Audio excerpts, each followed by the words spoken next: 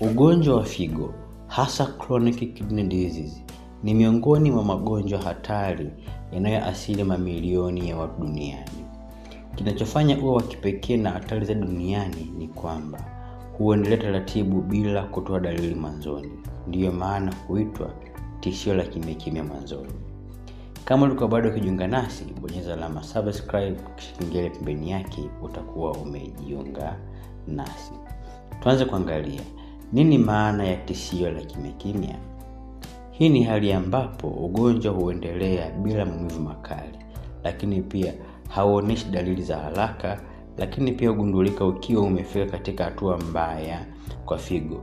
Mtu anaweza kuwa na tatizo kwa miaka bila kujua, kwa sababu figo zina tabia ya kusaidiana. Kwa hiyo ukianza kuonyesha dalili, jua kwamba figo zako zote mbili zina changamoto.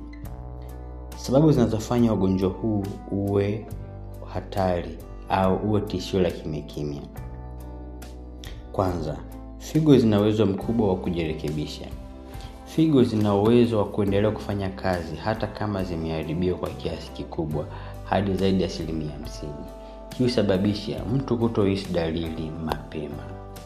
Lakini pia pili, dalili hujitokeza kwa kuchelewa. Dalili nyingi ni kama uchovu, kuvimba mwili, mabadiliko ya mkojo. Huonekana kama ni ugonjwa ukiwa ni wa kawaida kabisa, lakini dalili kubwa huanza kuonekana ugonjwa ukiwa umeendelea sana, yani ukiwa umeathiri sehemu kubwa. 3, dalili zake si maalum. Dalili zake zinafanana na magonjwa mengine kabisa ya kawaida.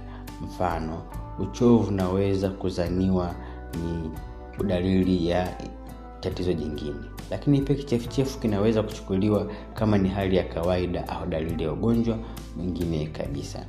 Hii husababisha watu kupuuzia tatizo likiwa katika hatua ya mwanzo.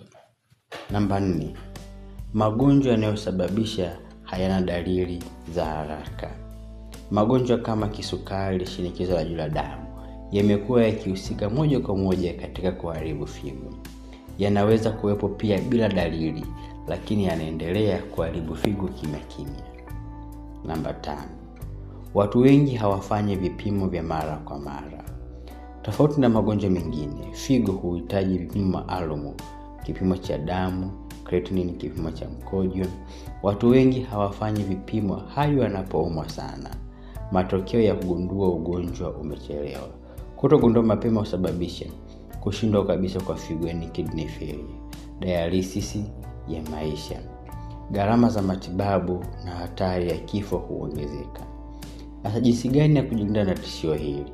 Kwanza, pima afya mara kwa mara, lakini pia dhibiti kisukari na shinikizo la damu.